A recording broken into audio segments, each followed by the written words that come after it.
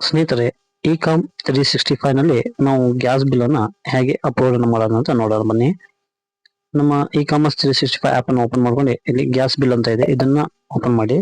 ಇಲ್ಲಿ ಡೇಟ್, ನೀವು ಯಾವ ಡೇಟಿಗೆ ಇದನ್ನ ಗ್ಯಾಸ್ ಅನ್ನು ತಗೊಂತೀರೋ ಅದನ್ನ ನೀವು ಇಲ್ಲಿ ಡೇಟ್ ಅನ್ನ ಮೆನ್ಷನ್ ಮಾಡಬೇಕು. ಇಲ್ಲಿ ಬಿಲ್ ನಂಬರ್ ಇರುತ್ತೆ, ಗ್ಯಾಸ್ ಬಿಲ್ ಒಳಗೆ ಬಿಲ್ ನಂಬರ್ ಇರುತ್ತೆ, ಆ ಬಿಲ್ ನಂಬರ್ ಹಾಕಬೇಕು. ಇಲ್ಲಿ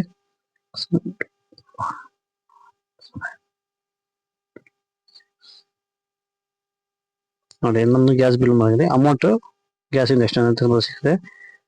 ನಮ್ದು ಇಂಡಿಯಾನ ಭಾರತ ಯಾವ್ದು ಅಂತ ಹೇಳಿ, ನಮ್ದು ಇಂಡಿಯನ್ ಗ್ಯಾಸ್. ಇಲ್ಲಿ ಇದಕ್ಕೆ ಬಂದ್ಬಿಟ್ಟು ಇಲ್ಲಿ ಬಿಲ್ ಅನ್ನ ನೀವು ಫೋಟೋ ಹೊಡೆದು ಇಟ್ಕೊಬೇಕು. ಇಲ್ಲಿ ಸಬ್ಮಿಟ್ ಅಂತ ಕೊಟ್ರೆ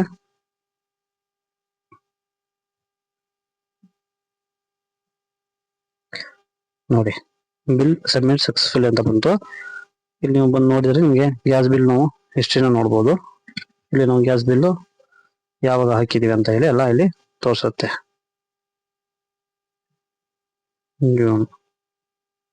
ಇನ್ನು ಬಿಲ್ ಜನರೇಟ್ ಆಗಿಲ್ಲ. ಅದು ಆದ್ಮೇಲೆ ನಮ್ಗೆ ಇಲ್ಲಿ ಈ ಕಾಯಿನ್ ಅನ್ನೋ ಕಂಪ್ನಿ ಈ ಕಾಯಿನ್ ಕೊಡುತ್ತೆ. ಇದು ನಾವು ಯಾವುದೇ ಶಾಪಿಂಗ್ ಒಳಗೆ ನಾವು ಯೂಸ್ ಮಾಡ್ಬೋದು.